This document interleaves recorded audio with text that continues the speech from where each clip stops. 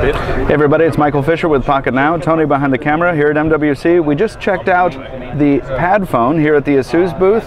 Now it's time to check out the FonePad. Let's take a look.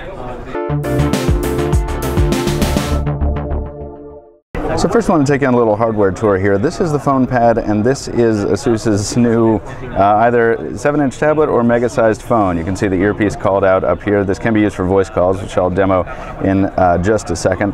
This we're going to come across to the back here. First of all, this is the not titanium. This is the champagne gold version. This device is also available in a titanium gray, depending on your tastes. You'll notice the most notable thing down here is the Intel inside logo. It's because this is powered by an Intel Atom Z2420 CPU, clocked at 1.2 gigahertz. And if we go ahead and pop the top cover off, we can see, by the way, that's backed up by a gig of RAM, 16 gigs of storage, and that is augmentable via micro SD up to an additional 32 gigs of memory. There's your micro SIM slot for all your cellular connectivity needs. And pop that back on. In addition to cellular, we've got 802.11 BGNN, Bluetooth 3.0. No camera on the back, but there is a camera on the front, and that is a 1.2 megapixel unit. The battery life is being quoted at 9 hours. I don't have a milliamp hour rating. I think it's a little bit north of 4200, but don't quote me on that yet. And there's that display. This is a 1280 by 800 WXGA resolution display with 10-finger capacitive touch. And there you can see the ASUS skin, subtle in some areas, not in others. This is Android 4.1.2, so if you hop into the launcher, you'll notice that is almost that actually is a stock experience. It's almost indistinguishable from a Nexus 7, say. So you come back here, you see some of ASUS's widgets, including my favorite, the little FonePad charge indicator. A little more impressive on the PadFone, maybe, but still pretty cool here. Little mail indicator, the clock, but really, notable when you drop down the notification tray. This is entirely different. Obviously, very, very ASUS.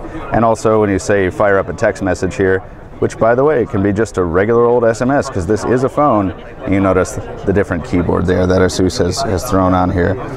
So just talking about the feel and hand a little bit, since we've had our hands on a couple 7 and 8-inch tablets so far, the metal backing does feel pretty good in the hand. It actually calls to mind a lot of other aluminum clad phones in particular, just because of its size.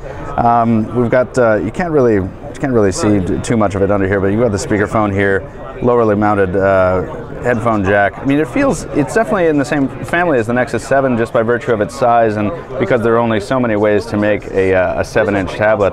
But the metal feel in hand it feels good, but I'm not entirely sure I'd want to throw this down on countertops quite as freely as I do the Nexus 7, just because I feel like this is going to get scratched up a bit more than a rubber-backed device.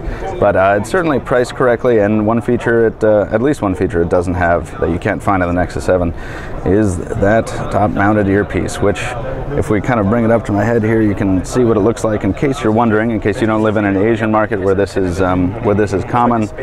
This is what the FonePad looks like against your head.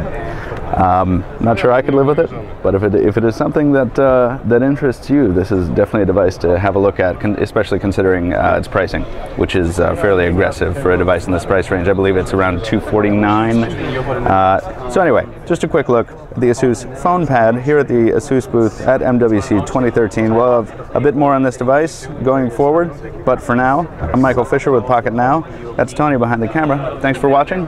We'll talk to you soon.